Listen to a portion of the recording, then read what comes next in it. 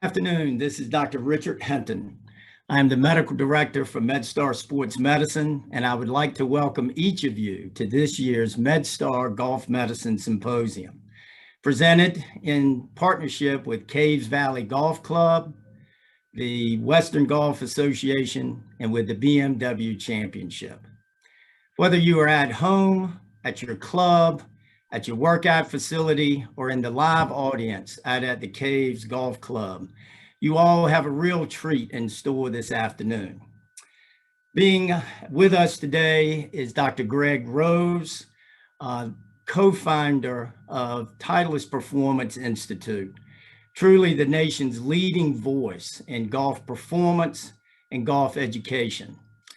Greg has been at this 25 years and has found a way to still be at the tip of the spear when it comes to innovative change, education, instruction, and injury prevention. It is rare that you really get to hear someone that is truly the nation's leader in any subject, and that is Greg's position in golf performance.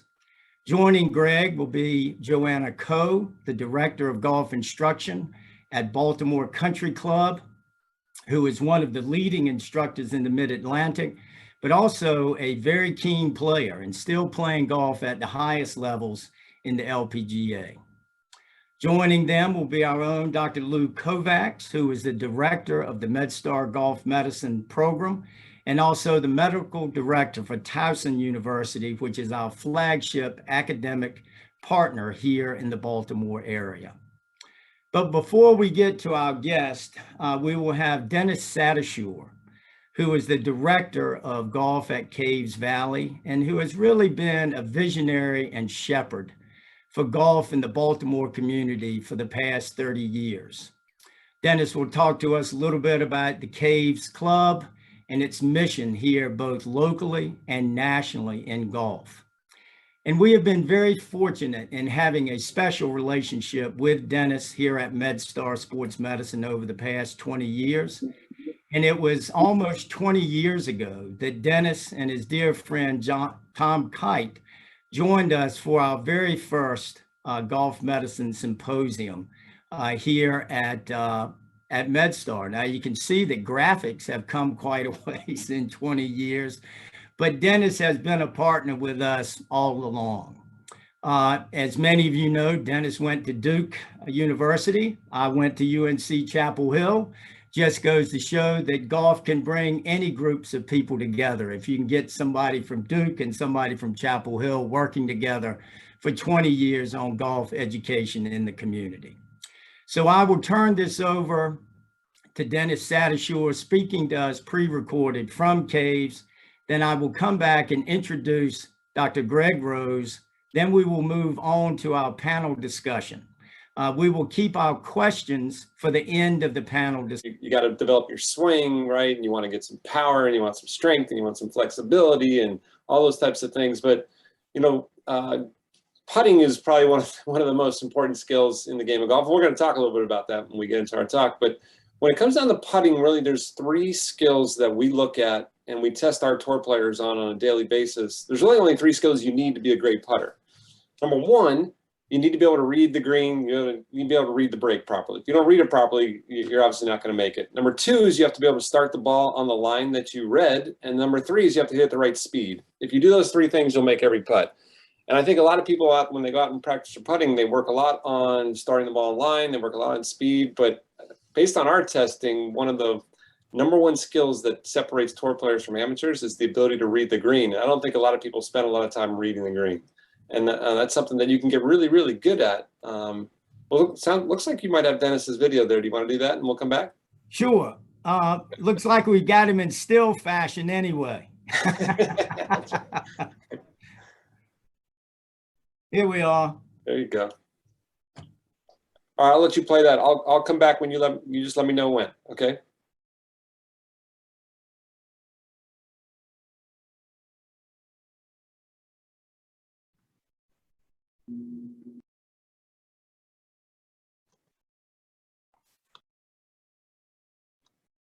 Now you just need to take that computer off mute again. 30 plus years ago, the business community of Baltimore had the misfortune of a relocation of CSX. And at that time decided that Baltimore needed a club that would have availability for new people coming to town at all times. And a group of the business community of Baltimore got together and started a plan of putting a national club together. And that brought me into the picture because I have a bit of a national background. And we started talking. And as I met with Les Disherin, the first chairman of the club, we talked about the dream, so to speak, of the club, a national club, where people would come from all over the country to be members and to visit, a caddy program, tournament schedule, that national tournaments, where we would have the best players in the world, men's and women's tour coming, and also to help and affect the economy in a positive way, and see if there was a way to help young people further educate themselves. So all of those things had tremendous interest to me. I felt like if this plan worked, I could contribute and be a part of it. And I'd like to share with you as we go on with this a little bit of how all that happened. If you don't mind, let me tell you a little bit about how the BMW Championship got here to Baltimore and to Caves Valley, and a nice story that goes along with that championship. It all starts with the Western Golf Association. They manage the Evans Scholars, which is scholarships for young men and women, 1,100 of them to be exact. And the proceeds from the BMW Championship and all the things attached to it help fund these scholarships. And there are 21 of these universities that have been scholar houses, which are effectively fraternity houses for young men and women at primarily Big Ten schools. Their WGA offices are in Chicago. And as they were looking to expand a little bit from the Midwest and come east, 2 years ago, they played the BMW Championship at Aronimink, Philadelphia. And the Aronimink Club in the Philadelphia area agreed to contact Penn State and see about the possibility of getting an Evans Scholar House at Penn State, which happened, and the funding has gone well and well on their way to getting an Evans Scholar House at Penn State. And then along comes Caves Valley, Baltimore. And again, our ability and connections, I guess you'd say, with the University of Maryland College Park have allowed us to do exactly the same thing. We've gotten the University of Maryland to agree to donate the land and in-state tuitions for out-of-state young men and women, all very good things. And we are well on our way to raising money to fund not just Caves Valley, but the Western Golf Association in the area. We will have a house, the Scholar House at the University of Maryland. So not only is the BMW a great story with 70 great players, but the funding and the beginning of an Evans Scholar House at the University of Maryland College Park. Here at Caves Valley is Tom Kite. We've been pals for 48 years, and one of his passions, one of the things he's very, very interested in is helping caddies and young people. And over the years, I've seen that in so many different ways. He's a Hall of Fame golfer, and he's done tremendous things in the game. And I've been fortunate to, over those years, to be a part of some of those. One of them was the Ryder Cup. You see a picture here of Tom and I in Valderrama holding the Ryder Cup. It's a tremendous honor as an assistant captain to Tom, representing the United States. It's tremendous thrill, as is Tom here holding the U.S. Open trophy that he won in Pebble Beach. And he was here the week before. We spent a lot of time together. And he sent me a picture that I look at every day, and I read what he wrote on that picture. It says, "Dennis, thanks for being such a large part of this," referring to the trophy in the U.S. Open trophy. He said, "Golf is not an individual sport. It is so true. I've seen the best players in the world to beginners. And one thing I've learned over the years is no one can become as good a player as they can be on their own. My distinct pleasure to welcome you to this symposium and also to the BMW Championship at Caves Valley. Well, thank you very much, Dennis. When we see you, we will thank you in person.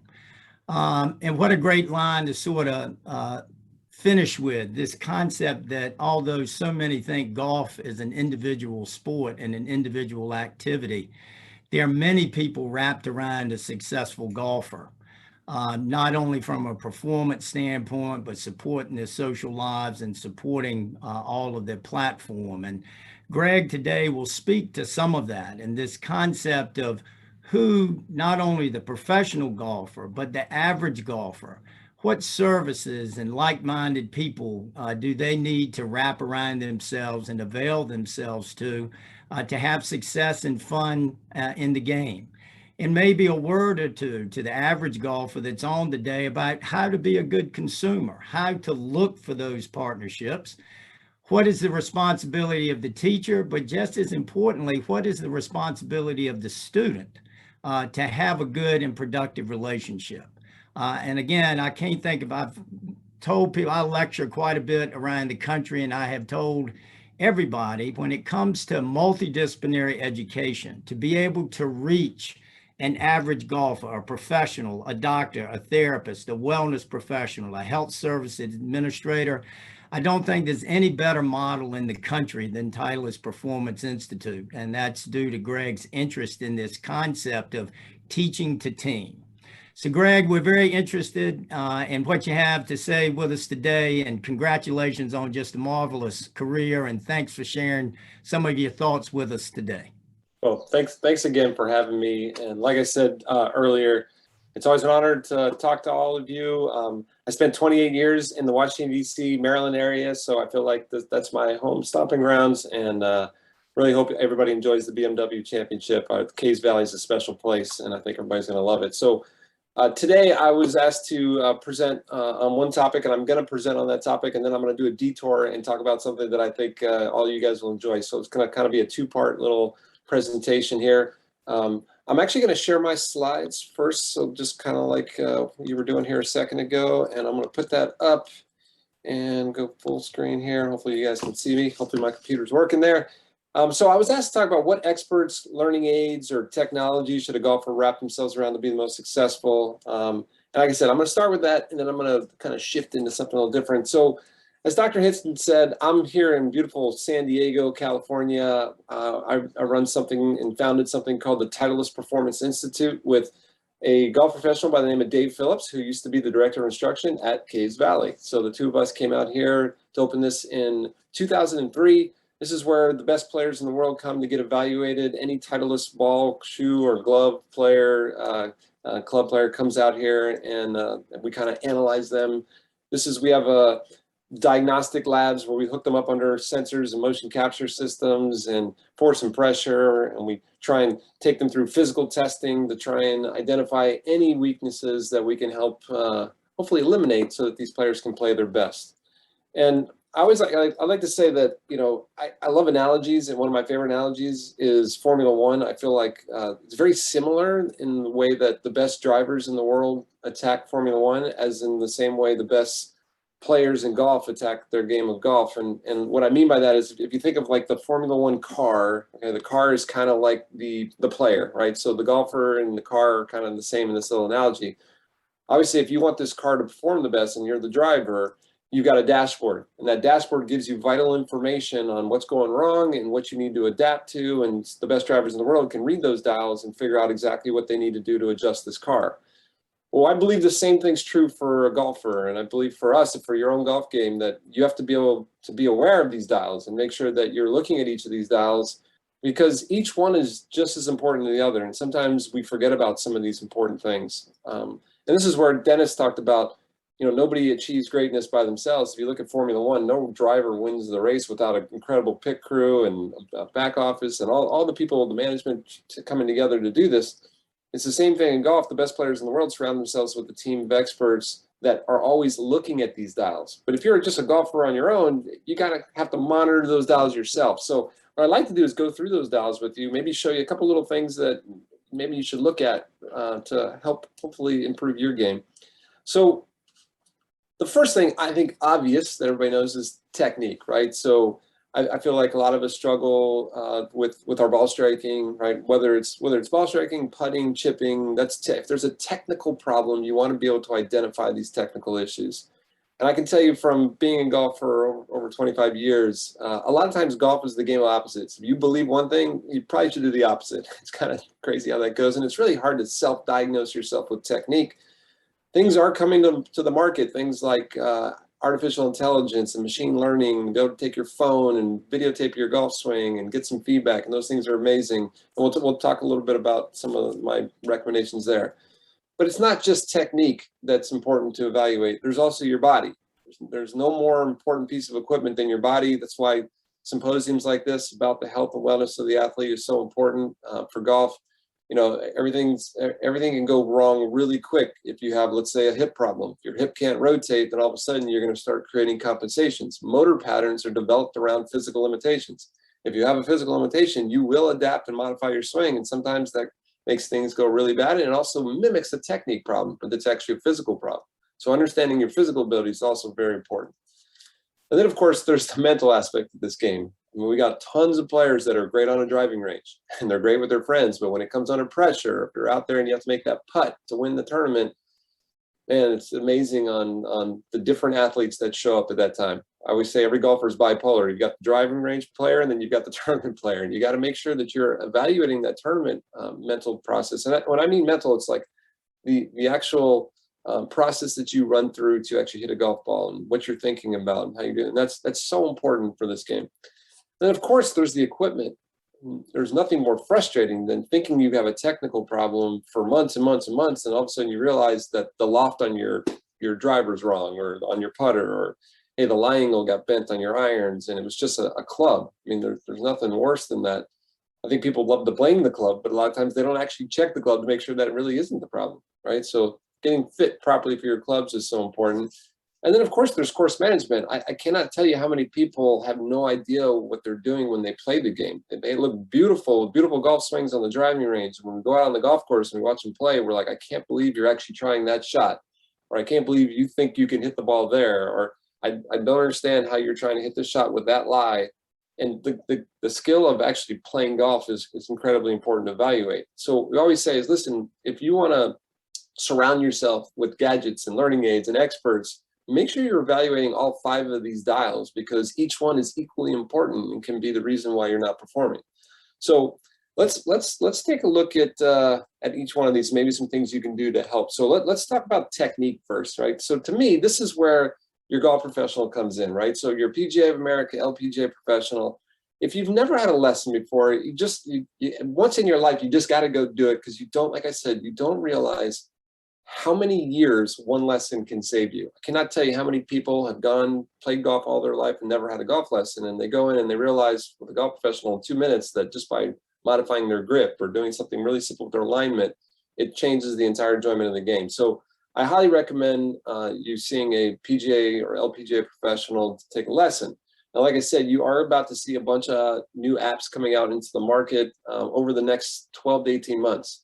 A lot of the new phones have 3D cameras on them, and you'll be able to actually, and you'll see some of these now, you'll be able to take a video of your golf swing, and it'll be able to compare you to millions of swings that they're machine learning that they're taking in. And basically be able to say, hey, based on looking at you comparing to most of the professionals, you tend to move more to the right than they do in the backswing.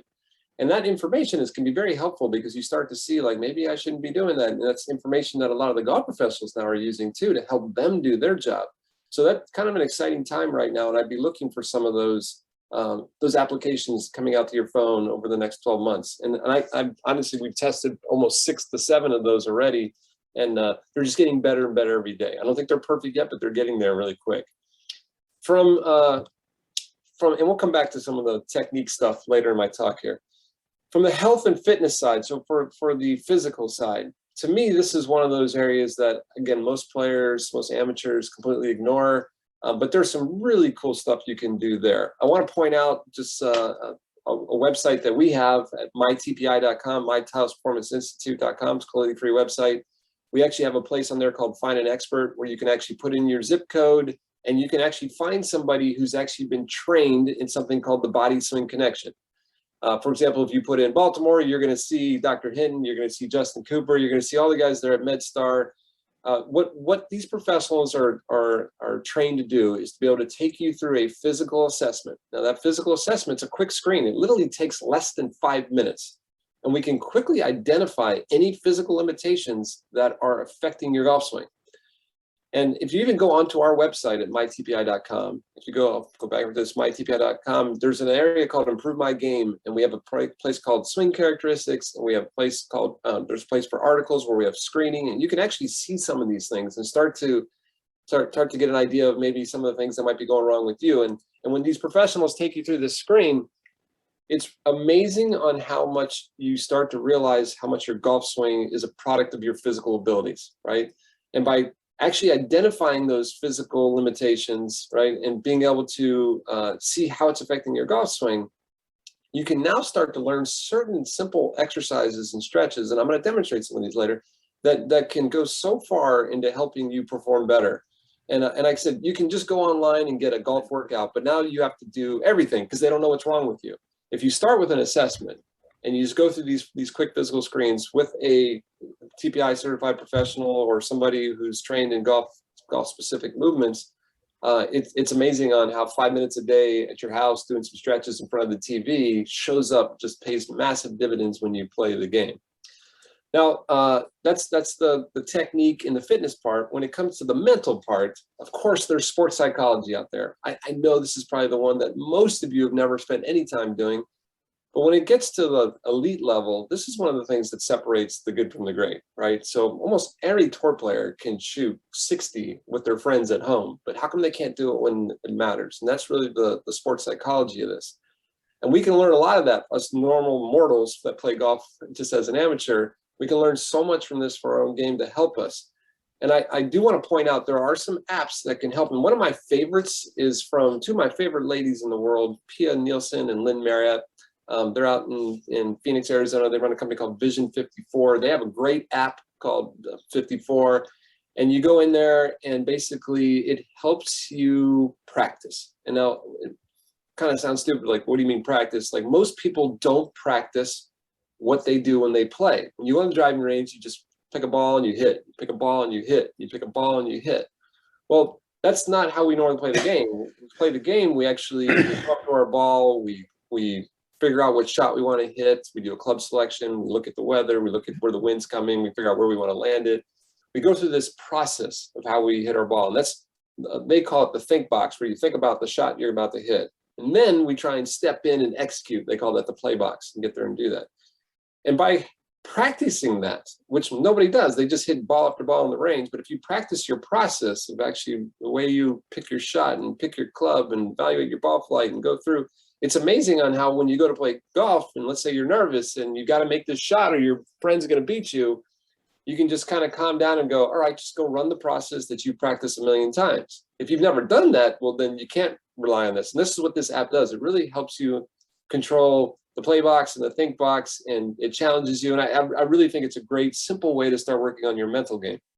Now, with that said, obviously there's tons of great sports psychologists. There's a sports psychologist by the name of Brett McCabe, based out of Alabama, that has some really cool stuff online. And there's so many cool things out there, but just don't ignore that piece of your game. Just cannot stress that enough.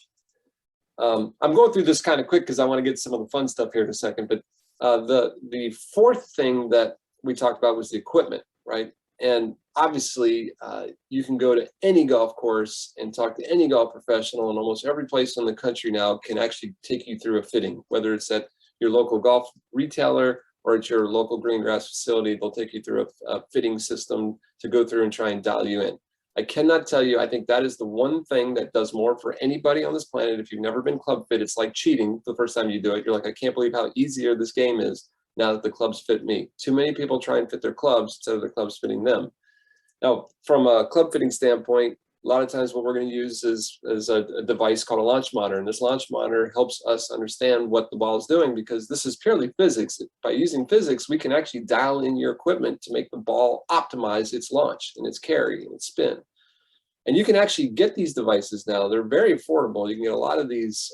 Some examples here on the screen. There's a bunch of them even coming out into the market over the next 6 to 12 months too. So you have ones that are under the $500, $200, $300 market. You have ones that go all the way up to $20,000. But it really, I feel like these are kind of very valuable now that they're becoming very more affordable, because they really give you an idea if maybe there's something wrong with your clubs. And just a quick thing to understand, like, how do you know if my clubs are a problem? If you always have a consistent miss with one club, but not with your other clubs, like if you're like, my 3-wood sucks, but my driver's great and my irons are great, there might be something wrong with your 3-wood. It doesn't mean you don't know how to hit a 3-wood. I know that sounds like obvious, but sometimes people don't get that. They think there's something wrong with their swing, but your swing doesn't usually change that much between the clubs, especially if you have one of your irons that's just not going right. It's very easy for irons to get bent, because we use forged irons in most companies now, and you can, or even the putter, if you lean on it, these things can bend and modify the setup of the club. So by having some of these devices too, you can actually start looking at what we call gapping too. So if you have a launch monitor that you're using, and just, let's say it just tells you how far the ball is going, you can basically hit each of your clubs. And what you want to do is you want to make sure that each club is a different weapon. In other words, I want to make sure one club goes 100 yards, and the next club goes 110 yards, the next one goes 120 and 130. I want to have gaps between my clubs. I can't tell you how many amateurs come in and we're like, your 5-iron, your 6-iron, and your 4-iron go the same distance. I don't even understand why you have 3 of those in your bag. Now we can by just monitoring your ball flights, you'll be able to quickly identify where your gaps are and really have an idea of maybe what your next club purchase should be, and maybe how to make your club design. And the simplest thing you can do for club fitting right now is spray the face of your clubs, right? There's a company called Super Speed. They actually sell something called Strike Spray. You can use almost like a Dr. Scholl's or something. This is kind of designed to not interfere with the ball spin, but you can just spray the face of your club and you can see where your contact is on the club. So simple, right? And a lot of people don't understand that sometimes if the impact is always on the toe or on the heel, how much that affects your performance. And just by modifying the length of the club, the stiffness of the shaft, all those types of things can actually move that impact point without you even having to change your swing. And I feel like that's something that everybody could do really quick just to see where you're at. Okay. Now, the last piece we talked about was actually was the course management, or understanding how to play the game. And that to me comes down to stat analysis. It's the thing that tour players have that us amateurs don't have. They have these experts that sit around the course and they track every shot they do, and they put this data into the computer and they can analyze to the nth degree on where their weaknesses are. Well, the good news is you can do that now too, right? I see there's so many of these out there right now that allow you to do this that most people don't take advantage of. One example, there's V1 is one of the best video analysis softwares out there. If you ever want to take a video of your swing and draw lines, V1 Golf has an app that I think it's under $3. I think they have a free version, and there's like the one that's like $2. So it's like nothing. And you can do your video. They also have something called V1 Game, where basically your phone becomes your GPS and you go around. They have tons of golf courses and it tracks you around without you having to do anything, right? So you just go through and your phone's in your back pocket. It kind of knows when you're swinging, knows where you are. And at the end of the round, it goes through and it kind of gives you this like, hey, did you know, here's where your strengths are, here's where your weaknesses are. Do you know how far you hit your 9-iron? Well, after the last 20 rounds, I can tell you exactly how far you hit your 9-iron. And there are tons of companies that do this now, from Golf Shot to Hole 19, to 18 Birdies, to U-Swing, to the Grand. You can go look at all these different ones that do these GPS tracking. And it used to be the point where you had to go in and after every shot, you have to go type something in. Now, most of the stuff just happens automatically. And it's incredible on how much information you learn about yourself when you actually look at your statistics, right? So from a global perspective, my first recommendation to all of you is look at all 5 aspects of your game. Don't just look at your swing. So look at your swing, look at your body, look at your brain, your mental approach, look at your clubs, and then of course, look at how you actually play the game and look at your statistics. That will pay dividends in the end.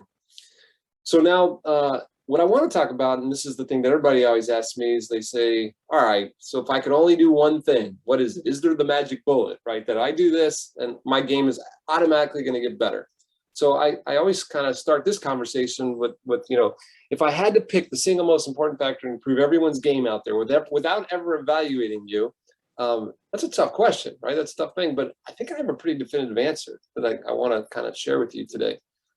You know, you've probably all heard of this: drive for show and putt for dough. That's the old statement that, you know, hey, driving's cool, but if you want to win this game, you got to putt well, right? So I always like to ask this question, and I wish I had a poll here that I could poll you guys on this, but if I gave you two statistics from the PGA Tour, which one do you think is more important for how you perform or where you end up on the money list at your tournament, right? Would it be driving distance, how far you hit the ball, or putts per round, right? No, I think if we were to do that poll out there, I think there'd be some disagreement, some argument about that. But let me just give you a little statistics, right? If I take, and I did this last night for you guys, just to update this. If I take the current world rankings from the men, here's the top 10 players in the world. And then I take what's called strokes gained off the tee. This is the #1 statistic on how important your driver is to your ultimate performance, right? You can see on here that of the top 10 players in the world, 4 of the top 10 in the world are in the top 15 in driving or strokes gained off the tee. 6 of the top 10 are in the top 25, and all but 2, 8 of the top 10 in the world are in the top 30 of strokes gained off the tee. That's pretty telling that, hey, your performance off the tee with the driver really, really helps determine where you end up on a world ranking. Now, if I take these same top 10 men in the world and I compare their strokes gained putting, which is the #1 statistic for putting, you're going to see that 6 of the top 10 in the world are ranked 52nd or higher, right? The average rank for the top 3 players in the world are 102 on the list. Now, that is a very, very telling statistic that that whole thing of drive for show and putt for dough is probably backwards when it comes to the best players in the world. Right now, the strokes, the question I asked you is what's more important, driving distance or putts per round? Driving distance is one of the top 3 statistics where you end up on the world rankings, where putts per round is one of the lowest predictors of where you end up on the money list. Most people don't realize that. That's really, really important. So if now that you know that driving distance is important, or I should say the driver is important, stroke gain off the tee, well, what's more important with the driver? Hitting it farther or making sure you hit the fairway, right? So there's driving distance versus driving accuracy. I go look at driving distance, right? Once again, here's the top 10 players in the world. 5 of the top 10 are in the top 35 longest hitters on tour. 7 are in the top 53, right? They're averaging 306 yards with their drive. That's very long. So it's very hard to find guys in the top 10 in the world that don't hit the ball far. Notice 2 of them here. Patrick Reed and Colin Morikawa are in Louis Oosthuizen, and those 3 are maybe the high ones, the oddballs here. But what do those 3 have in common? They're 3 of the best putters in the world, right? So if you don't have the driving distance, you better have that putter. Now, if I go look at driving, whoops, this says driving distance. Sorry. If I go look at driving accuracy, that's a mistake. We're looking at driving accuracy here. It's a whole different ballgame, right? 9 of the top 10 are ranked 63rd or higher in driving accuracy. 6 are ranked 108th or higher, and 3 are 172nd. So what this is saying is on the PGA Tour, and this is true on the LPGA Tour, that driving distance is way more valuable than driving accuracy. I know most of us spend our time trying to hit the ball straight, where the statistics say you should spend your time trying to hit the ball farther, right? Hitting the ball farther just makes you perform at all different levels. I would tell you that here's the difference on the PGA Tour. As long as you can hit the ball farther and it doesn't cost you a green in regulation, in other words, as long as it doesn't go out of bounds, it's always more important to hit it farther. And we kind of always tell our kids this. We're like, listen, I always want to teach you how to be a ballistic player first, and then we'll teach you how to bring it into the fairway later, because the ballistic is way more important. Now, a lot of people ask us too, like, do you have like money number statistics? And if you look at this, I took the last, what did I take here? 3, 4, 5, 6, 7, 8 years, right? And I took the leader in 2014. Bubba Watson was the leader in driving distance, and David Toms was leading accuracy. That's how much money they made on tour. And I did that every year for the last 8 years. And I added up. The person who won the driving distance totaled almost $36 million in winnings. The person who won driving accuracy was $11 million. Which category do you want to be in? 3 times more money made from driving distance. And another really interesting statistics, if you look over on the right in driving accuracy, several of those players actually didn't keep their tour card the year that they won driving accuracy. They had to go back and play the Korn Ferry Finals to get back on tour. So driving accuracy, again, kind of like putts per round, not a statistic we focus on, but I think most amateurs think I got to hit the ball straight and I got to practice putting as much as possible. The statistics on tour just aren't showing that. if you say, well, that's different for the women, well, here's the top 10 women in the world right now, right? Nelly Korda being number one in the world. And you can see here, 6 of the top 10 in the world for the women are in the top 65 in driving distance. In other words, it's really hard to get ranked higher if you don't hit the ball far. If I look at Indy Park, who's number 3, and I look at Danielle Kang, those are the only 2 that are really high. Well, Danielle Kang's the number 1 putter on the LPGA Tour, and Indy Park's the number 3 putter. Again, if you don't have that driving distance, you better be really good with your putting to make up for it, right?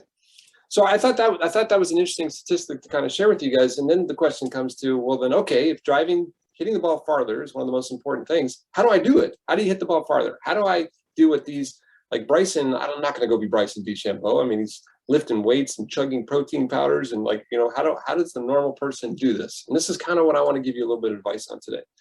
Well, one of the things that we found that I think was very enlightening is that we have something we call the big break theory. And that is that we found that you really won't accelerate the club faster if your brain doesn't know or believe that it can decelerate the club. In other words, you're not going to move your arm so fast if your brain thinks your arm's going to come out of the socket. So there's actually a governor or limiter in your brain that says there's this break, this big break in there that says, I'm not going to accelerate something that I'm not comfortable that I can decelerate. Because deceleration is one of the most important things, and a lot of the injuries occur there, and it's almost like this subconscious governor in your brain. Well, that we now know that if we actually train the decelerators and make those really, really powerful, the accelerators go faster without you even trying, which is beautiful. And this is where the whole theory of people used to think like, I wonder if there's an advantage if I do something on my left side if I'm a right-handed player. And I can tell you right now, you're out of your mind not to train both sides of the body, not only for medical balance to try and just prevent some of the injuries, but for power. There's this absolute increase in acceleration if we can increase your decelerator strength. And the best way to increase your decelerators is to do something ballistic in the opposite direction. Just to give you a little bit of examples. Okay, this is right here. This is Jamie Sedlowski, 2-time world long drive champion. Grew up in Alberta, Canada. I think it's a law in Canada you have to play hockey. I want you to see that when he played hockey, what side was he swinging from? He's a left-handed hockey player, but he competed in the world long drive right-handed. We have more left-handed players in the country of Canada than anywhere in the world because a lot of them play hockey from that direction and then golf the opposite direction. So I can tell you right now, there's a huge advantage to being able to do something explosive in the opposite direction. Of course, all of you know lefty, right? Phil Mickelson, one of the best players of all time. I don't know if you guys know, but he tried to become a baseball player back, I think it was like 2004, 2005, went to try out. I think it was with the Mud Hens. Notice he's a right-handed pitcher. Phil is, of course, he swings lefty and bats lefty, but he is a right-handed thrower. He was at the Phoenix Open here, the famous hole there, throwing a ball to it, and you can see he is as right-handed as right-handed comes. Now, does that help him accelerate the club faster to the left? The answer is yes. It actually helps train the decelerators. This is one of my favorite quotes from Earl Woods, Tiger Woods' dad's book. He said, from the beginning, Tiger had a beautifully, fundamentally sound golf swing. There was just one problem. He's left-handed. It took him 2 weeks to discover that I was on the other side of the ball in the middle of a swing. He stopped, he walked around to the other side of the ball, stopped changed to a right-handed, and the rest is history. I don't think most people realize that. Another great example, Jordan Spieth was asked to throw a ball out at the Texas game. Do you know he's left-handed? Of course, Jordan competes right-handed. I can go on for an hour giving you the evidence of why you should train the opposite side of your body. Now, that could be from throwing balls left-handed to swinging left-handed to sprinting backwards. Anything to do the opposite side of the body is going to be an advantage. What I'd like to show you, this is 6-time world long drive champion Jason Zubak. I kind of going to take you inside a couple of his workouts here. He's using something called a rip trainer here. You can use a band, you can use a cable machine. And notice he's going to do all this is called a horizontal chop, right? And then he does a karaoke with a horizontal chop. I'll show you a couple of little examples here as I go through this. He's going to do a counter rotation chop. But just notice as we're doing this, all of these are to his non-dominant side, right? He's going to do a rotary push, a rotary press. So that's a rotary jump with a press. And he does all of these extremely explosive. I'm just making sure my computer. Perfect. And he's doing that like a slap shot. So the narrower you get your hands, the more power you have to kind of do to create this. And this is called a pitchfork. Another way to do, like, think about the golf swing. The golf swing, you swing down. Well, how do I train that opposite? Well, I swing up. That's called a pitchfork, right? Doing these types of activities. And again, you can do this with a band, tubing, any of that type of stuff. Jason also, by the way, was a hockey player, right? Here's him doing a little bounding with hockey side. These are just giving you a variety of ideas of things that you can do at your own home just to start training the opposite side of your body. This will give you great balance for, like I said, injury prevention, and of course, will help you increase your accelerators. Other things you do, this is called 4x3 sprinting. He takes 4 steps forward, 3 steps backwards. 4 steps forward, 3 steps backwards. One of my favorite people in the world, Dr. Tom House, who's one of the best baseball coaches in the world, pitching coaches, also one of the best football quarterback coaches in the world. He actually has a little equation where he measures his golfers' speed running forward in the 40. He takes whatever time they can run in the forward, and he makes sure that they can run the 30, the same speed going backwards, trying to, again, create those decelerators in the lower body. It's amazing on how much speed they do. He did that with Patrick Harrington, 3-time major champion for a long time. And I think it really helped him with his speed development. Okay, so the first advice, how to swing farther, is don't just do everything on your dominant side. Do some stuff on your non-dominant side. I think that's an easy way to try and pick up some of that speed. I'd like to talk about a couple of the swing modifications. Now, I have a theory that modern coaching coaches power out of your golf swing. Now, what do I mean? If you go on to Golf Magazine, or if you go on the Golf Channel, and you go on to most golf publications, you're going to get tips in there. And a lot of these tips are designed around to hit the ball straighter. They're designed to try and keep the ball in the fairway, which is great. The problem is a lot of things that they tell you to do the complete opposite of what you'd want to do to hit the ball farther. And what I showed you earlier, I think hitting the ball farther is probably more valuable for most of us than hitting the ball straighter, as long as you can keep it in the rough and not hit it out of bounds, right? So I want to show you some of the swing modifications that we've identified almost 12 basic modifications that if most people did, they would actually get more distance and not lose accuracy. And I want to kind of go over 2 of those with you, just to kind of show you some of those, because I think it's so easy for anybody to try, but I just think people are scared to try it. They've been told not to do these things. So the first thing I want to talk about is your lower body, right? For a long time, we've been told, hey, we got to keep our lower body nice and stable. And I think I'm going to blame Tiger Woods for this. Tiger's done so many great things for the game, but one of the things is he has incredible flexibility. He can keep his lower body anchored, and he can twist and disassociate his upper body around the lower body. And for a long time, we studied Tiger, and we looked at him, and we were like, man, we got to keep that lower body nice and stable. David Ledbetter, one of the best coaches, we used to call it lead mechanics. He would make the lower body almost like it's lead, and basically you turn your upper body. But if I go back to the day of Jack Nicklaus, or if I go back to even Bobby Jones back there, you know, those guys, think about it, go back way back in the day. Peter Costas told me a story about, if you go way back in the day and you watch the old timers play golf, they played in a 3-piece suit. He said, you know, when you played in a 3-piece suit, it was hard to move. He goes, so because it was hard for them to twist and turn, they moved their entire body. Lowered the heel, the lead heel came off the ground. They had tons of movement. He goes, when the modern apparel came out and you can twist and turn, that's when people started to stabilize their lower body. And he said to me one time, he goes, what do you think most members of the country club are more like? Are they like a 3-piece suit, really tight? Or are they like modern apparel, really elastic? And I said, they're more like a 3-piece suit. And he's like, that's right, you should make them move. And I completely agree. So if I look at the biggest hitters of all time, and I look at their lead heel on the backswing, they're not on the ground. Let me just show you. Here's, again, 6-time world long drive champion, Jason Zubak. This is him, probably 48 years old, still swinging strong. He won the senior division long drive as well. Watch his left foot. People talk about keeping that left foot nice and stable and planted. It's not even on the ground, right? So he's completely loaded on his right leg. Left foot still hasn't put any weight on it. He has this incredibly long golf swing. That allows him, by the way, to make a longer golf swing. Then he puts the foot back on the ground just for a couple seconds, and then it just keeps turning, right? So it's almost like that left foot is really never planted on there. Now, why would you want to let the left foot lift up? Well, if I take all the science that's been done on how to hit a golf ball farther, right, there's really only 2 ways to hit a golf ball farther. Number 1 is apply more force to the club, or apply that force for more time. In other words, if you can take a longer backswing, you have more time to apply the force, and you'll hit the ball farther. By lifting that left heel off the ground in the backswing, most people, because of our tightness and our mobility problems, will be able to take a longer backswing. And I know that scares some people, but when you do it and all of a sudden the ball goes 30 yards farther, you'll stop getting scared and start to figure out how to do this. And you can get good at anything with practice. This is Joe Miller, another one of the longest hitters on the planet. Watch the left foot. And I'm just showing you the biggest hitters in the world. There's just no way you're going to see their feet flat on the ground doing this type of activity. Another one of our long drive players, look at the left heel, foot.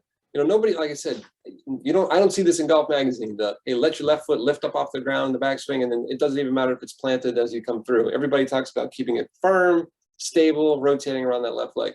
Here's Jason doing one of his favorite drills. I call this the Weeble Wobble drill, but basically it's just stepping back and forth. And you'll even see some of the guys do this in competition now. But again, one of my favorite drills to start to instill getting the longer backswing by not loading the back leg. So he has that little front, back, exaggerated weight shift. And as you go into the backswing, you just let your left foot come off the ground. And I'm telling you, sometimes if you're like, man, this really scares me. All right, well, just let your heel come off just an inch and see what happens. And you'll already hit the ball farther. And a lot of times we won't lose the accuracy that we're worried about. The second recommendation that I'll throw at you is basically again, 2 ways to hit the golf ball farther. Number one, apply more force, right? So apply more force, that you can get stronger. You can do things like increasing the speed of your backswing will actually make you apply more force when you start your downswing. Sometimes changing your tempo can do this. But the second way to hit the ball farther, like I said, is to apply more time to it. The best example of that, by the way, is like if I put you on a rotary chair, a chair with wheels, and I put you 1 foot away from a wall. I got behind you and I pushed you into the wall. I could hurt you, but I couldn't kill you. If I went 20 feet away from the wall and I now had more time, a running start to apply that force, I could do some serious damage. This is what a long backswing does. It gives you more time to apply the force you have. So I don't even have to make you stronger. I can just give you more time to apply the force you're applying and you'll hit the ball farther.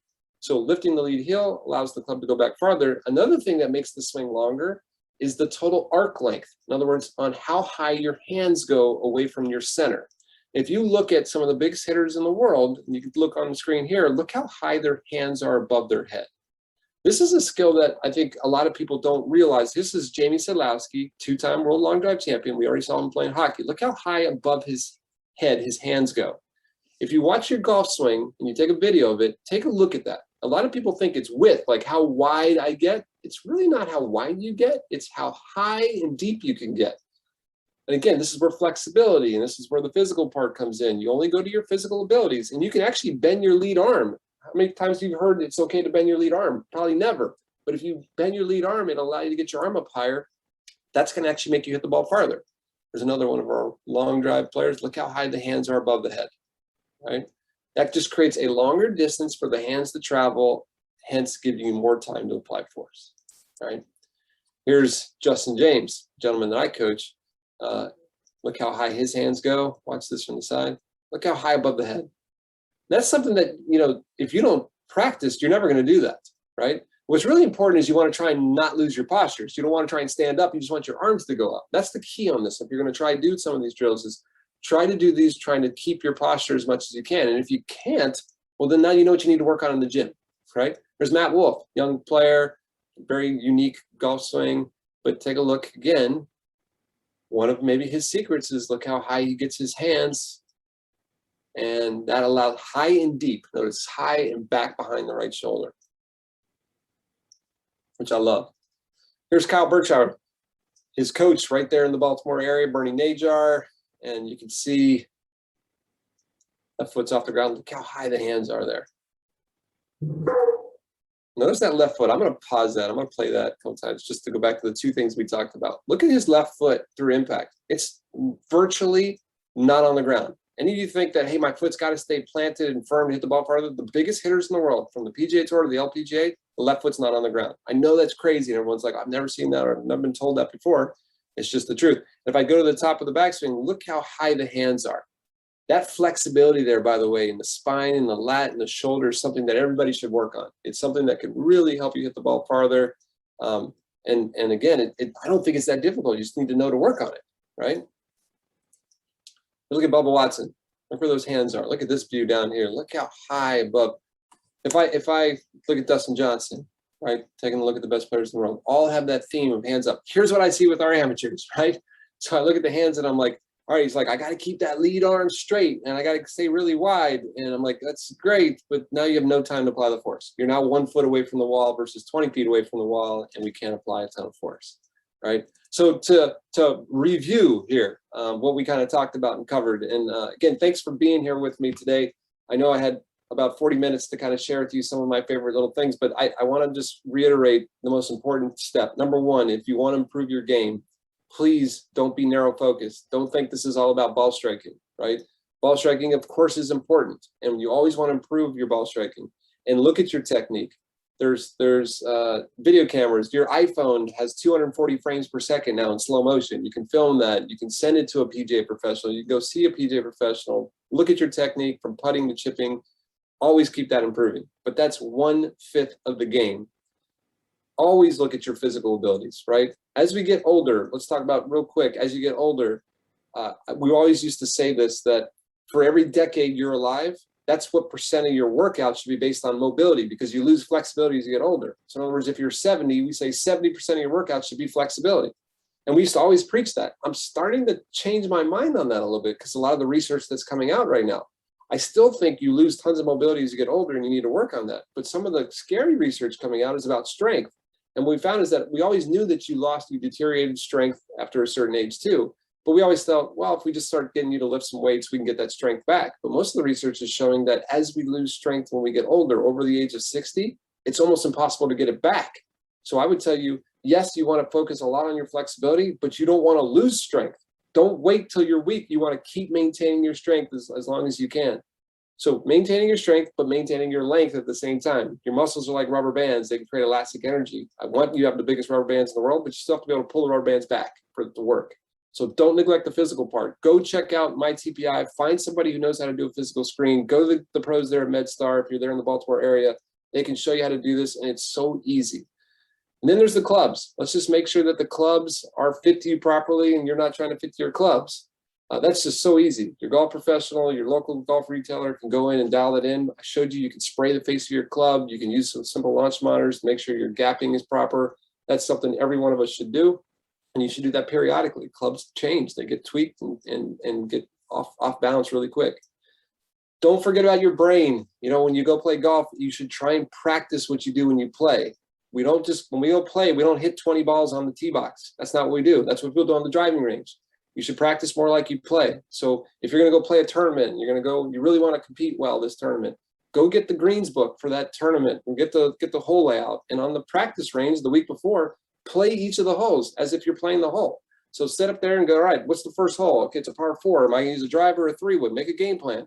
If it's a driver, pull your driver out. Imagine the hole right there in front of you and try and shape the shot the way you want to do it. And based on how you get that shot, figure out what your next shot would be. If it's a 7-iron, grab a 7-iron, do that next. Don't just hit 20 drives in a row.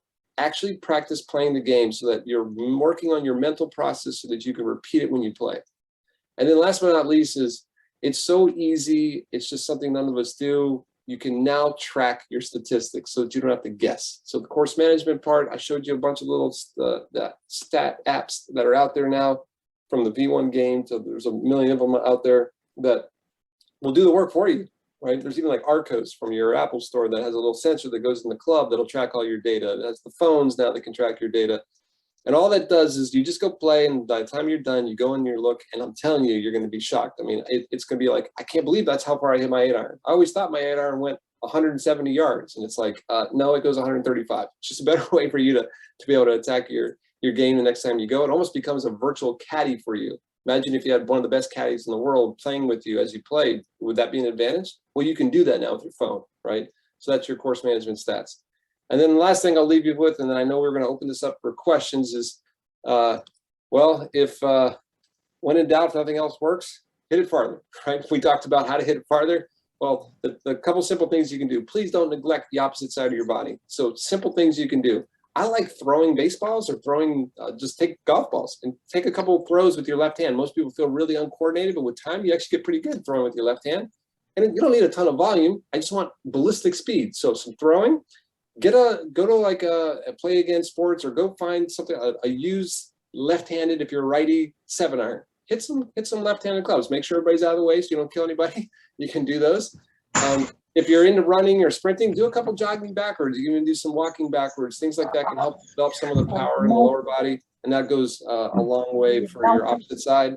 And then the last two things we talked about were swing modifications, and that was, don't keep that left foot glued to the ground. Allow that to lift. Gives you a longer backswing. And then last but not least is, if you get those hands up higher, you're going to hit the ball farther. So thanks, everybody. Thanks, Doc, for having me here. I would be happy to answer as many questions as you want. I'll stop sharing here so you can kind of see me. Well, Greg, again, spot on with the lecture, and I think everybody who has heard this has really learned something. We're going to hold questions until the panel discussion, which Greg will be joined by Joanna Coe and by our next speaker, Dr. Lou Kovacs. Now, there was a lot of good news in Greg's talk. The only bad news is for Dr. Kovacs because he's got to follow Greg's talk. But Lou is just as much an expert in a slightly different sense of this team approach to taking care of the golfer. Greg just did a wonderful job about what are the resources, what are the concepts that you have to wrap around not only the professional golfer, but the average golfer benefits from equipment to strategy to conditioning, etc. Here at MedStar, we've had a real push in our sports medicine program over the past 10 to 15 years to be multidisciplinary and comprehensive, that it takes a team of people to take care of teams and to take care of athletes. It's no longer the singular orthopedic surgeon in the Gucci suit with the slick back hair out leading the charge. It's a team of people. Sometimes you're a leader, sometimes you're a follower, defer to the person with the best information, and sometimes that can be an athletic trainer or a physical therapist just as much as a physician or a surgeon. But Lou is going to talk to us a bit now about this concept of a multidisciplinary, comprehensive approach to the medical side of care for the golfer. So Lou, really looking forward to it, and thanks for being with us. Thanks so much, Richard. Thanks, everybody.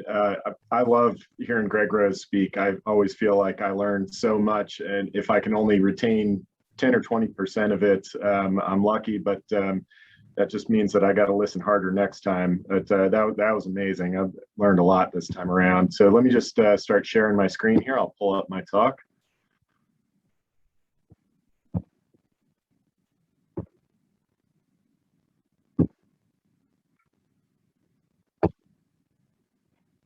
All right. So this is golf medicine at MedStar. I'm Lou Kovacs. I'm a primary care sports medicine physician here with MedStar Health up in the Baltimore area. Like Richard said, the physician lead for MedStar Golf Medicine. And again, thank you for the opportunity to talk and welcome everybody. Thanks so much for coming. So let me introduce you to the rest of our team here.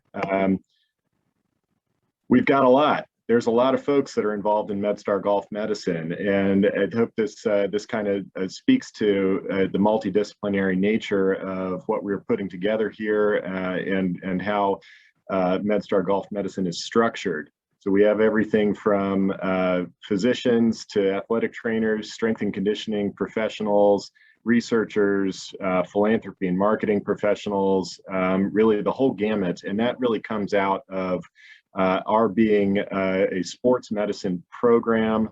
This is how we're used to operating with our professional teams, our collegiate teams, our university partners, our community partners, and we're applying that model to golf. So just here again, this is who we are. This is what we do. These are our members of the golf medicine team: primary care physicians, orthopedic surgeons, physical therapists, athletic trainers, folks with strength and conditioning backgrounds, researchers, people in outreach and philanthropy, all of whom are together because they love the game, they enjoy playing it, they enjoy seeing golfers, treating golfers, being around golfers, being around the game. Absolutely. And they all have golf-specific training, whether it's TPI with Greg Rose and Dave Phillips, which has been fantastic thing for us to be involved in. Or just years and years of experience and on-the-job training. So what do we do? Well, the primary thing that we're engaged in is supporting the player, supporting their coach, encouraging them to have a coach if they don't already have one, and we do that irrespective of their age or their skill. So we're working with people on the junior levels, competitive golfers of all ages, elite professionals, and amateurs, the recreational player and the senior golfer. We have outreach with our community partners. That means groups like the First Tee in the greater Baltimore area, PGA Junior League, public and private courses around the area, as well as area teaching pros and club fitters. We're actively engaged in research in several areas of sports medicine as it relates to golf. That means research on the epidemiology of golf injuries and the physical characteristics that are involved in being a successful and healthy golfer, just like Dave was saying. And what we've learned with Titleist Performance Institute, we're bringing along with us and translating here to what we're looking into in our patient population. That means injury prevention as well. That's something that we kind of take for granted in our team sports, is that we're going to do something like a dynamic warm-up before we go out and play a soccer game or a football game. But in the golf world, for a lot of us, it's, you know, pull into the course, carry the clubs out of the trunk, go to the first tee, hit a ball. And so we've actually developed a golf-specific dynamic warm-up that I'm going to show you after these slides are over.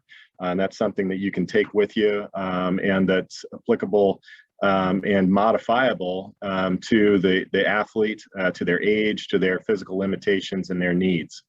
Greg already talked about the applications with wearables and tech. The kinematics of the golf swing, that's another angle on our research side. And we're doing some work with our arthroplasty surgeons to categorize and clarify how patients with arthritis, pre and post joint replacement, can get back to golf in a safer, healthier, and better way. Of course, also we do a lot of event coverage for golf tournaments here in the area. We're very lucky to be providing care for the patrons and supporting care for the players at several tournaments with the BMW coming into town. That's a great opportunity, and we're all very excited about that. We've been involved with USGA tournaments, including development of the COVID-related protocols that the USGA had to put into play when they first started holding tournaments again, with the U.S. Women's Amateur just down the road at Woodmont Country Club. And we've covered most of the other big golf tournaments that have come to the area over the years. So as I said, what we're really doing is bringing a sports medicine approach to care of the golfer in the Baltimore and DC area. So what does our athlete look like? When we talk about being a sports medicine provider, taking a sports medicine approach to the golfer, well, who is a golf athlete? We're used to dealing with athletes. Well, what does the golf athlete look like?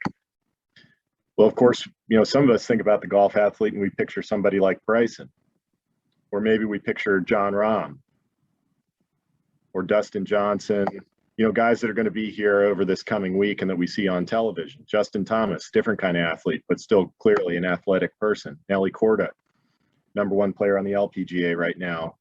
Clearly a classic example of what you would think of in your mind when you say, oh, that's an athletic person. Comes from a family of tennis professionals, one of the most athletic families in the sport.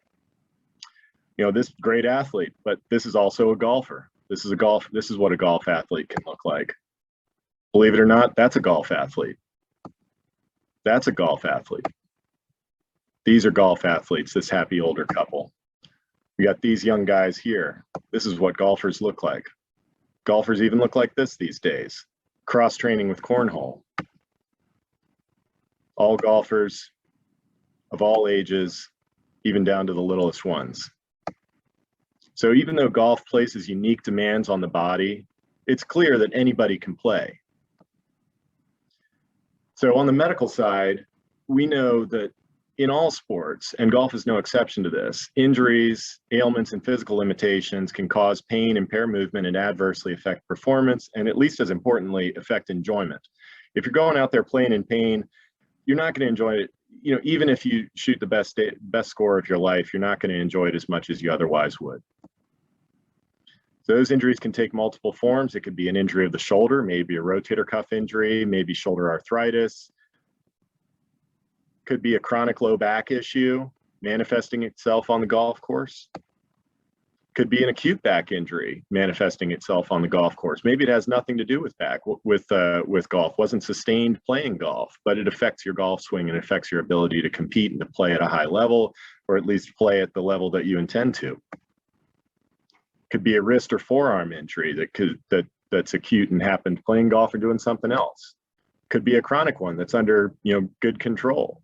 Scotty McCarron lives with that band on his forearm, and he rakes in the dough every week. It could be a multiple segment, multiple joint issue. Michelle Wee, of course, has struggled with injuries at various points of her career. And we see this in our amateur players too. I'll share a brief story of a patient that I saw a few months back. He had played golf before, but he was predominantly a soccer player, tore his ACL about 2.5 years ago. Rehab, thought he was back playing pickup soccer right before the pandemic hit. Of course, that shut down, started playing golf with a couple of buddies, and then developed really bad back pain. He's a right-handed player. It was his left knee ACL that was reconstructed about 1.5 years prior, and he gets this severe right-sided back pain with sciatica going down the right leg.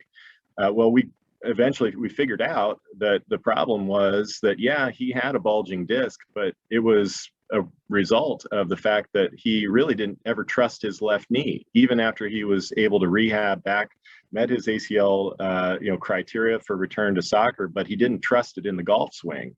So he was hanging back, and he was ending up in a position of reverse spine angle and ended up with a big disc bulge and a radiculopathy. So I told him, we can fix your disc, we can deal with that, we can manage the pain there, but until you go see a golf professional and work on your swing, I don't think that we're going to make as big a change in you as you would like. It took him a while to figure that out and come to that realization too, but he eventually did, and he's doing well now. That pain could be pre-surgical, it could be post-surgical. We see this in our elite players, and we obviously see it in our recreational athletes as well. The cause may be acute on the course. It could be the result of a chronic issue, and it could result in a series of very unfortunate events. But we know that these injuries and ailments can all be managed, and often they can be overcome. We all know that Tiger's been able to come back from just an incredible litany of ailments and injuries. And this is Rose Zhang on the left, who was the first player to win both the U.S. Women's Amateur and the Girls Junior Amateur in the same year in that order. She's here hoisting the 2020 U.S. Women's Amateur Trophy at Woodmont Country Club. We were there for that.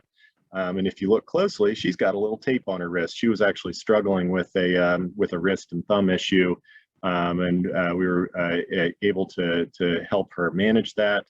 And clearly, she was able to be quite successful and still is. So we all move differently, we play differently, we may have different goals out there on the course. We can all benefit from what makes elite athletes successful. And this, again, I hope this sounds like a broken record, because this is what Greg Rose talks about. This is what Richard mentioned. Building athletic success takes a team approach. It means the athlete, the coach, the equipment, medical, mental health, tech.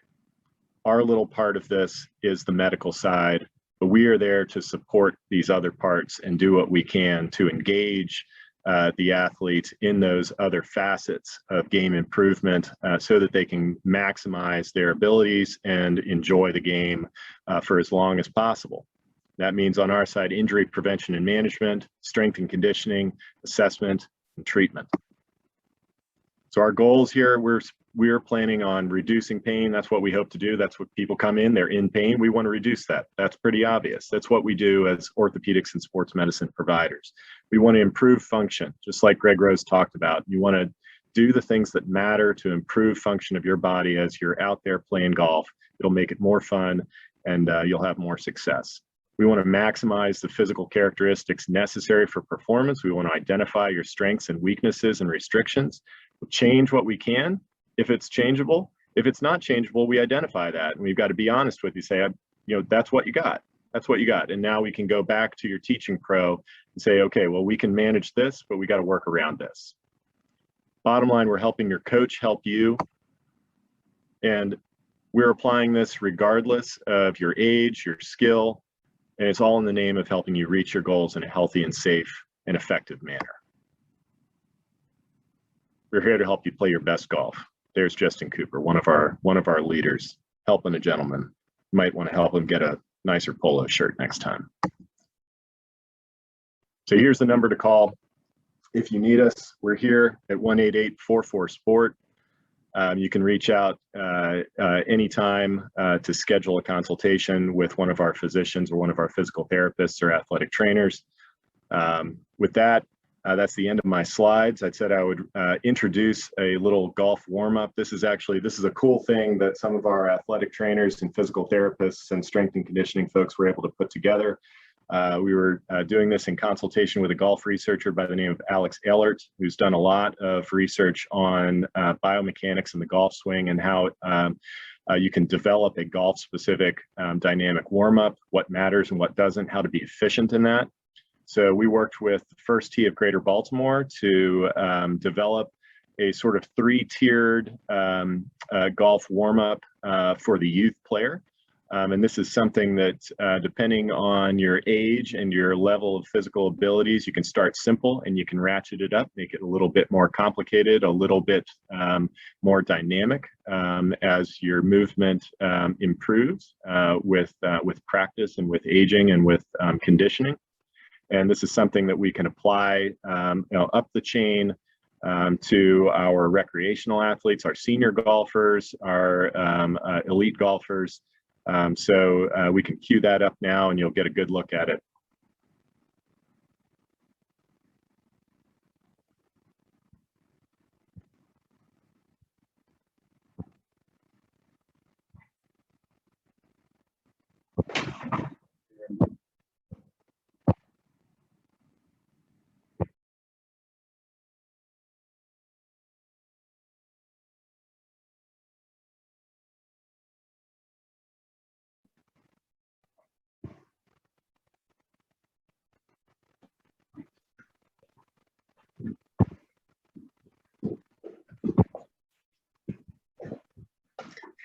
So you can see the three different levels here.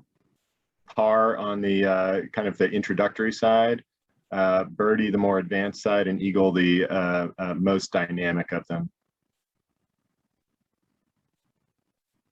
And these are three of our golf medicine professionals here with us that developed this with Alex. So you can see that these movements involve multiple body segments in increasingly complex ways to integrate those movement patterns in a way that makes sense for the golf swing.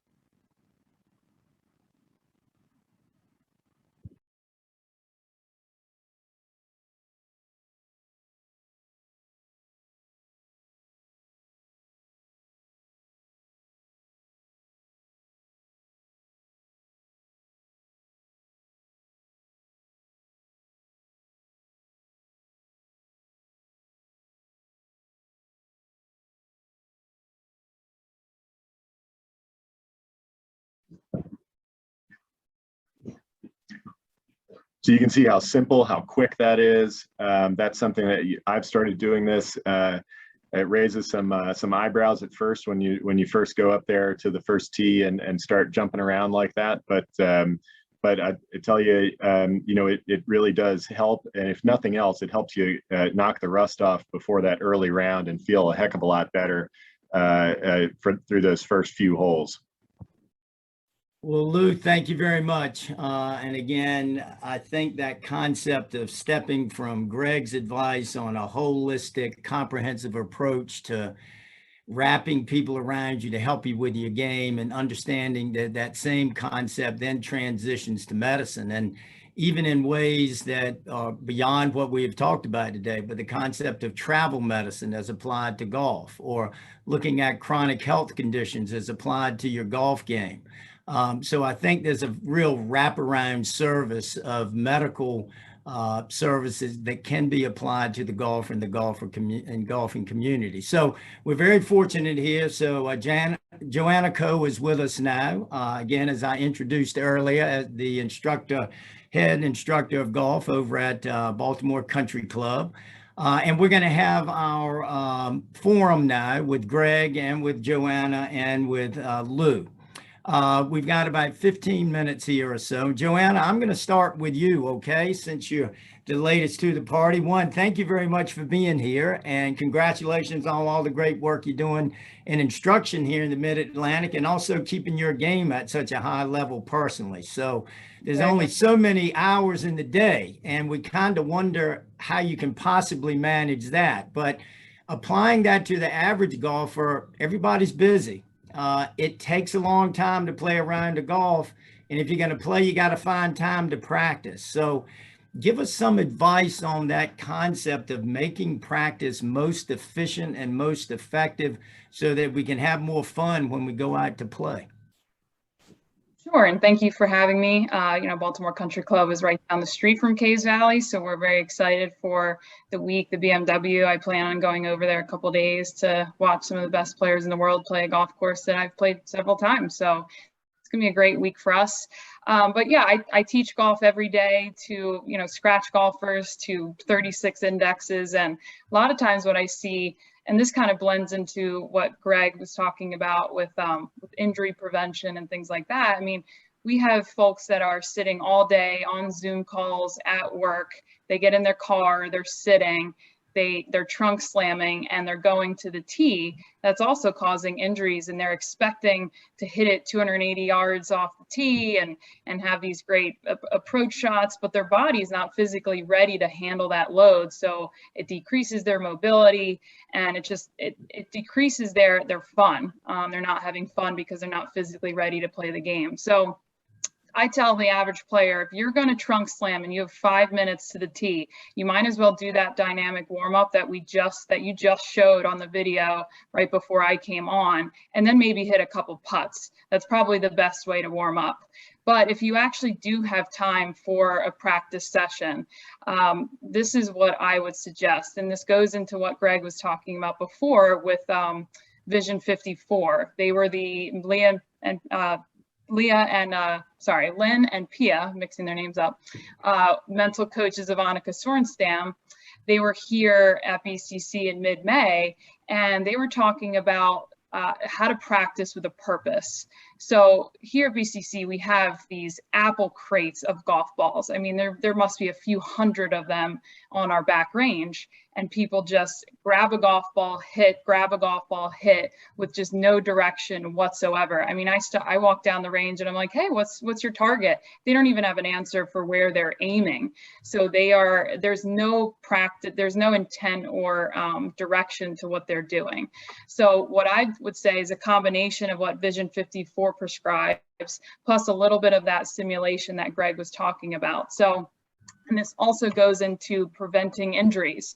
So you were showing the videos you showed the picture of Tiger and Rose Zhang having some injuries. I've battled a lot of them throughout my golf career because at a certain point, you have to put in the time and the hours and hit thousands of golf balls to establish a pattern. So I've had a left wrist problem because I have a very bowed left wrist that impact and hit off a mat for many years. And I was a former soccer player, so I've had 2 ACL reconstructions, and right now I'm battling a lateral meniscus tear. And that's why I was kind of invited to this symposium, because I saw a doctor at MedStar and he looked at my MRI. So I really have to listen to my own advice with how I practice. So when you're at your driving range, go through a process for every single golf ball. So say you really want to get over the 5th hole at your golf course, just really bothers you. You should play that golf course on the driving range. So take your driver, put the ball on the tee and aim for a different target on the driving range and go through your pre-shot routine. So behind the golf ball, when you're standing back behind it, this is what Vision 54 would call your think box. So you are allowed to think about your target, the wind, the distance, say even elevation, maybe even a swing feel. Like, okay, I want to hit a little draw here, so I'm going to swing a little bit more in and out. That is when you're allowed to think about golf. Now, when you are stepping into the golf ball, that is going to be your play box. So you are officially playing a sport. So when you're playing a sport, when you're shooting a basketball or kicking a soccer ball, you're not thinking about the technical things that go on. Like, you're not, oh, my right finger needs to be here when I'm shooting a free throw. this should be very sporty. So you're moving around, you're being dynamic, you're not static at all. And then you're swinging with confidence, and away you go. And then you accept the result from there. And that's what they would call the memory box, rather than attaching emotion to it. Because when we attach emotion to it, we can get perturbed the next time we see that hole or that shot. So that's why we like hate the 5th hole, because, oh man, I slammed my club into the ground and I was really angry that I hit it out of bounds. So that would be the process. And then if you don't want to play golf on the driving range, say you hit a tee shot and then there's a putting green right behind you, go walk to the putting green, hit a 6-footer, go to the chipping green, hit 1 chip, and then go back to the driving range and make a station, a rotation. I was at Kiowa for the PGA Championship, and I heard that Jason Day, when he practices, he hits one shot out of the bunker at a time when he practices. So he hits it, he grabs it, and he brings it back into the bunker. There's no bucket of balls. So the whole bucket of balls thing's really tough for players to translate that play to the golf course. Plus, it can cause injury just from overuse, and they're not physically ready to play at that level.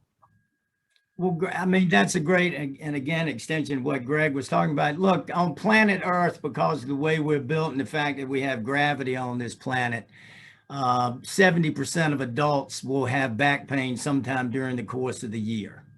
I just think that's one of the more common issues that arise. Could all 3 of you talk a little bit about, and I think Greg mentioned this earlier, about maybe in a older type swing where you are getting motion out of other segments rather than this acute dissociation between the hips and the back, or timing or warm up. But all 3 of you take a little hit at back pain in the middle-aged golfer and what advice you might have.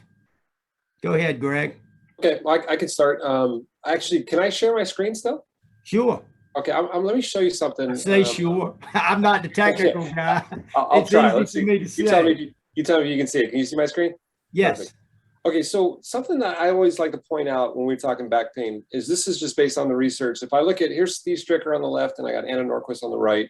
If I take most players to the top of the backswing and just put like a box around their head and a box around their hips, and if you connect the 2 boxes, the middle of the boxes, you'll notice that they're leaning away from their target, right? That would be a normal spine angle, we call that at the top of the backswing, right? That's where, let's say 95% of the golfers, no matter what club they're hitting, even wedge or driver, you're going to see that on most players. I want to point out, here's Billy Horschel on the left from the PGA Tour. Once again, you can see that lean away from the target. That's a normal spine angle.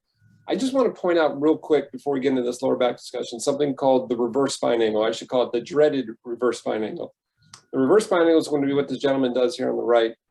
And if you take him to the top of the backswing, and this is what we see out there all the time, is you're going to see that his spine is actually pointing towards the target, right? So if you look at his head and you look at his pelvis and you draw a line between the 2, that's called a reverse spine angle.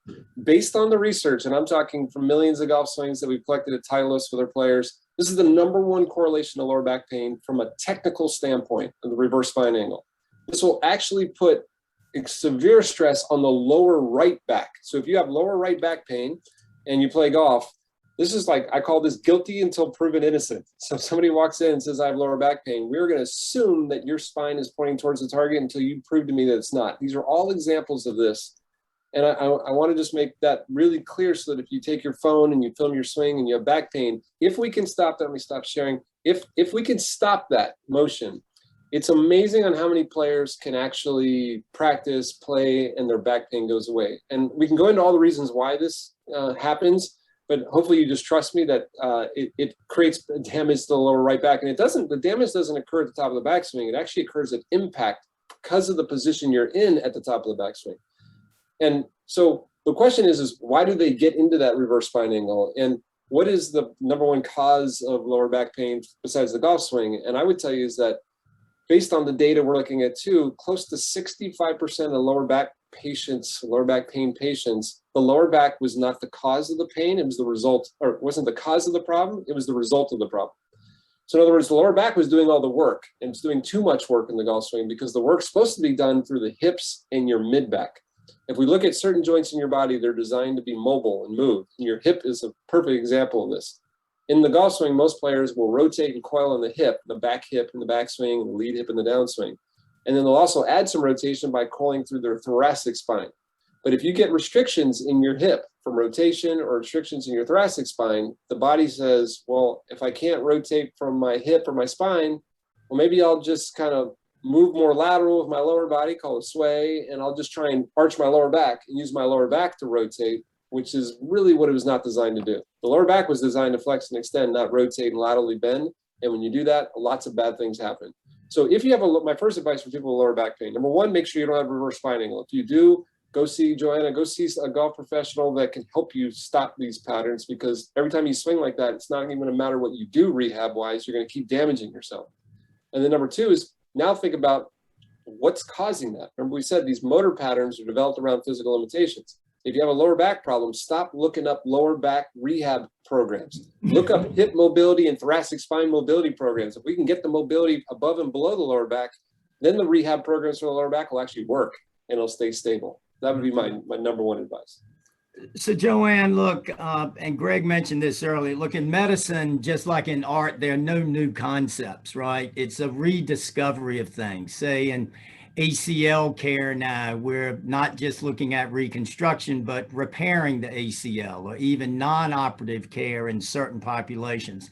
And those are revisiting old ideas. But this concept Greg talked about lifting the left foot, or trying to get rotation, or look, we're just humans in athletic activities are gracile rubber bands that have to absorb and release energy. It's that simple. And we are injured when we don't effectively absorb and release energy into our environment. So if you've got somebody with a back problem that just cannot get that dissociation, how might you talk to them from a teaching standpoint about their style or their approach to their swing? Yeah, I'd make sure that I would measure their range of motion and see where we can go, and definitely coordinate with a doctor to make sure that we're not going to do any more damage. But as a golf instructor, you just have to know all the different ways to communicate to your student to figure out the ways that they can make their swing work. Just like Arnold Palmer would say, you just swing your swing. There's no one style. And I mean, just this morning, I'm teaching a woman that her shoulders are so bad, she has no range of motion past here. So her golf swing's going to be shorter. She's not going to have any lift, but I have to make sure her husband does not tell her, you didn't finish your backswing. Well, she can't make a backswing because that's her mobility.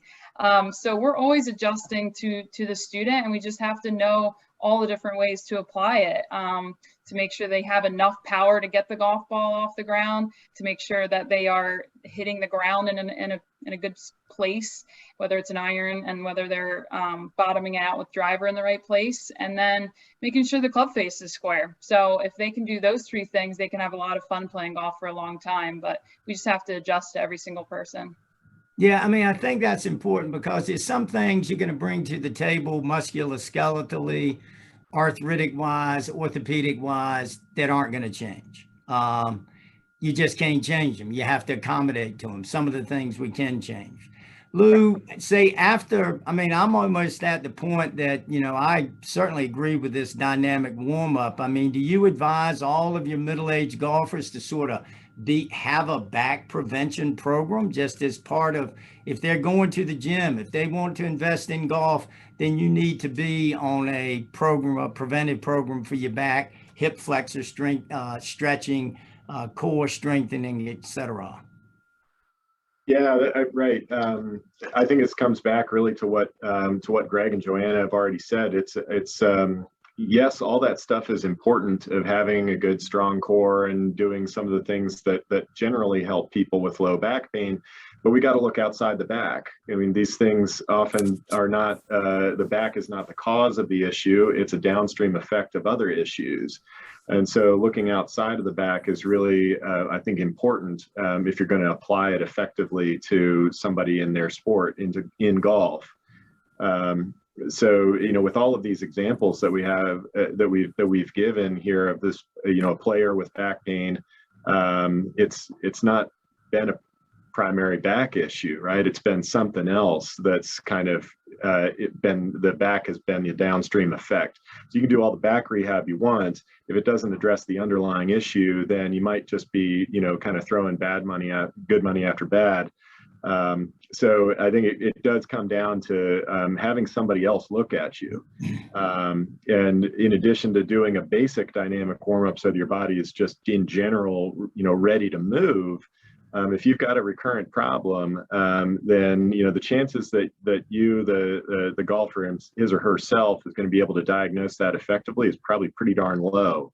I'll just make myself an example that it's absolutely true what Greg led off with on his talk. Like what you think you're doing and what you're actually doing are totally different. And so if I try to diagnose myself, I may get it half right, but the other half is so wrong that it's basically all wrong. So I need somebody else's eyes on me. And I think that really applies to every golfer that's struggling with a recurrent issue. It's not just to try to fix it yourself. You'll get much more out of having somebody else that knows what they're looking at, look at you, actually diagnose the problem, and then circle back with your teaching pro or your fitness instructor, your therapist or whatever, and say, hey, here's what I think we really need to work on. Right.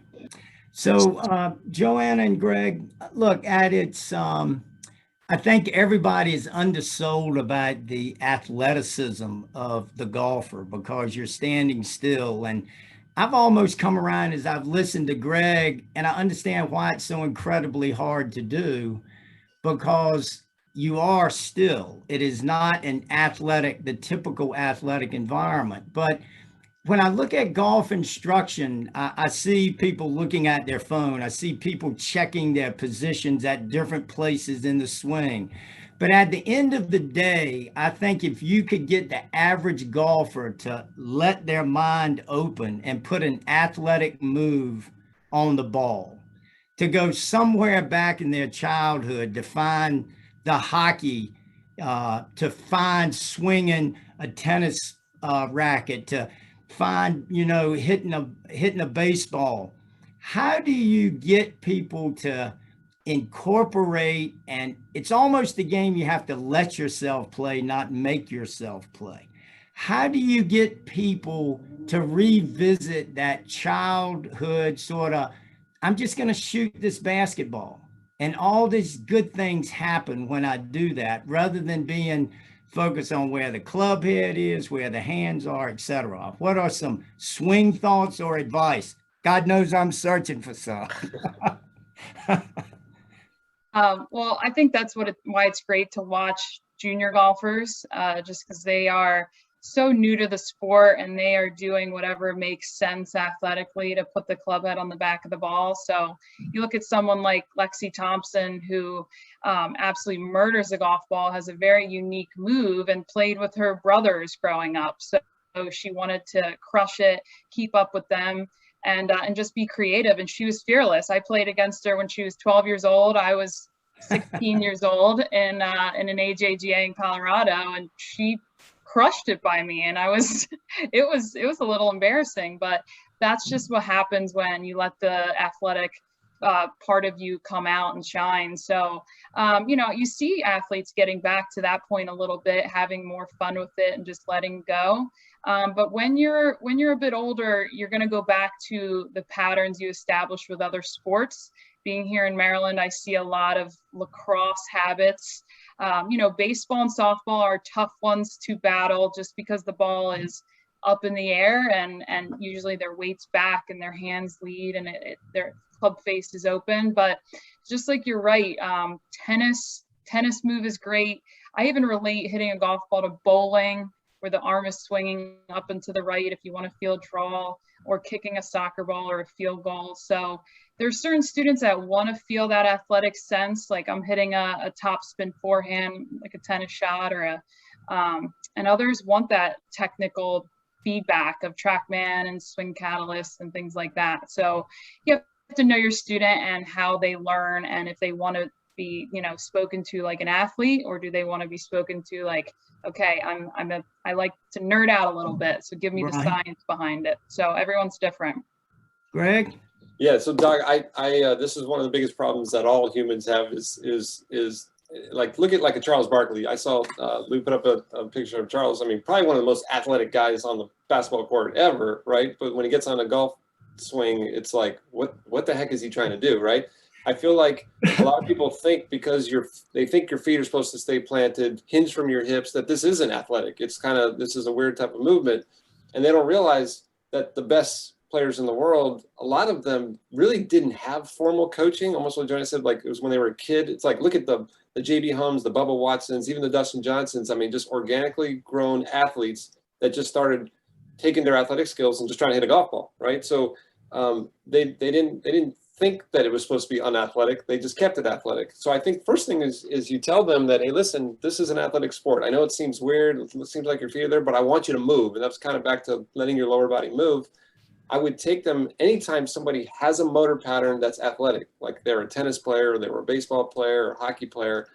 I actually have them do that movement, right? So I'll say, like, let's say you're a tennis player. I'm like, grab the golf club like it's your tennis racket, and I want to see you hit some topspin shots over the net, right? And have them swing back and forth. And they're like, yeah, but look how much movement I have. I'm like, why is this? This is the same thing. We're gonna do the exact same thing. I just want you to tilt over a little bit more and keep doing this. They can take a baseball bat and swing it horizontal, and then have them bend over and try and do it, just to get that feeling of athleticism. And to me, it's amazing on how many people were like, I didn't think I was allowed to do that when I played golf. I thought I had to stay really still and rotate. So that number one is try and take a motor pattern they already have and try and apply it into the golf swing. And then number two is, it's amazing on how much the ball flight kills people's ability to just allow them to go athletic. So I would actually practice hitting into a net first, where you're not worrying about where the ball goes. You're just trying to get that athletic motion going. And once they start doing that a couple times, because now they don't care if they missed the ball or if it went left or right, they're just trying to get the athletic motion down. And after 5, 6, 7, 8 swings, sometimes they start making some really good contact. And they can even feel the difference. And then you can start looking at ball flight. So take ball flight away first. That really helps. There's things called engrams that trigger old motor patterns. And a golf ball is one. Watching ball flight's another one. If you take some of those things away, sometimes that athletic freedom comes out. And I think that's really important. And then last question for the two of you that Lou and I would like to have answered. I remember seeing Ben Hogan on the Ed Sullivan show. And he was showing his golf swing. And he looked at Ed and said, everybody should be able to shoot in the 80s. Do you guys think that with proper instruction and commitment, that most people who come to you, that you work with, could be a reliable golfer to the point that they find satisfaction in the game? And what is it that keeps the average golfer shooting over 100 rather than shooting in the low 80s? Joanna? I'd say the number one factor is short game, because they do not say they're within 100 yards. They'll miss the green from there, and then they will 2 or 3 putt or even 4 putt from there. So say you're 80 yards away, you knock it on the green and you 2 putt every single time, you're going to break 100 every time unless your tee shots are out of bounds every single hole. So I'd say that's the number one factor. 2 would be, I mean, you have to put obviously time into it. And, you know, that's why when I was young, every single day in the summer, I'd be out there practicing, playing with the boys all day long. So, you know, you get to a certain point, but if you're working full time and you have a family, I can see how that could really affect your ability to improve. But I would say immediately see a coach, see us once in a while to improve your technique. I'd say work on your short game, be able to get on the green in one shot inside 100 yards, whether you literally need to putt it with a hybrid or knock it on it with a pitching wedge, or learn how to hit a high lofted shot, and then be able to 2-putt on every single green and dial in your speed control. That would be the easiest way to break 100 every time. Now, shooting in the 80s and 70s, that's a whole nother level of dedication. And going back to the last question, you know, I played in many LPGA events, and I'd look around and I'd say, I think I'm one of the best athletes here, but not the best player. So those that are watching today, just if you're not the best athlete in the world, don't be too discouraged, because there is short game, there is the mental side of golf, and then there's just having some heart and grit to it. Just that fearless mindset of like, I'm going to get the ball in the hole no matter what. So don't be too discouraged if you feel as though you don't have the most power, the most hand-eye coordination. Greg? Yeah, I would say, Doc, so first of all, like first question is what makes people love this game, right? And believe it or not, it's not as much shooting 80. It could be, I can outdrive my buddies, right? And they can keep people coming back. So sometimes it doesn't even matter to a lot of people what their ultimate score is. It's if they're having fun with their friends and they can hit a couple of those shots or hit a couple of those putts that keep coming back. So the game brings enjoyment in all different realms. And I would say it kind of goes back to the purpose of my talk. To me it's like if I said, hey, can everybody learn calculus, right? Everybody can learn calculus if you have a curriculum, right? And you learn everything. But if you go through and you're like, I'm learning calculus, but then you get halfway through and you realize, oh, I never learned how to add, right? Well, you're not going to get the calculus. So it's not just like people like, I got to break 80. I just got to go hit, like Joanna said, that bucket of balls, right? That's like addition, but you still got to learn division and you got to learn multiplication and you got to learn all these components. And there's so much to the game. And this is where, to me, is if you actually, somebody pointed the curriculum to you and said, all right, listen, we're going to go work on putting. We're going to work on short game. We're going to work on full swing. We're going to work on your practice, your process. We're going to make sure your clubs fit you properly. I mean, we could probably, just by putting a curriculum together, getting your mind right, getting your clubs fit, we could probably drop, 5-6 points on your handicap just by doing that, right? So it's amazing on how much better you can shoot with some guidance and total game management. It's just when people say, I'm going to shoot in the 80s, I just don't hit enough balls. Well, you might be right, but hitting enough balls or just hitting more balls doesn't mean you're going to break 90. Right. Well, it's interesting, and we'll wrap up here with this old saying that it's an ill wind that blows no man well. And COVID has been something that we have dealt with not only in the medical community, but specifically in the sports medicine community. And Lou has really been one of our leads here about getting our teams back safely, about giving advice on return to play, and being responsible not only for your own health, but those of the people in your community. But golf, I think, has really benefited. It was a place that people could go and go early. I think there was a trumpeting of the end of golf, so often heard 5 years ago that you don't hear that now. A lot of people got back out to the golf course and find out what they love about being outside and playing golf. And so Lou, send us off here. We're going to wrap up here. Give us a little bit about just, again, the overview of this comprehensive nature of taking care of the health of the golfer. And again, I'd like to thank everybody for being with us today, and particularly our speakers for taking the time out of their busy schedules. And Lou, I'll hand it off to you. Yeah, thank you, Richard. And thanks again, Joanna, Greg, really indebted to you for your time. Just to wrap it up, like Richard said, we're all looking forward to a great week here at Caves. For any golfers out there that have any questions about how to improve their game, I think we've all heard that the best way to start is by going to a coach. If you've got pain or a movement issue, you can always come see us at 1-888-44-SPORT with MedStar Golf Medicine. We might even see you at Caves if you're visiting, down there by the medical tents. We can answer questions for you then. So hopefully we have a great week. Hopefully the weather cooperates, and thank you all for your time. Cheers.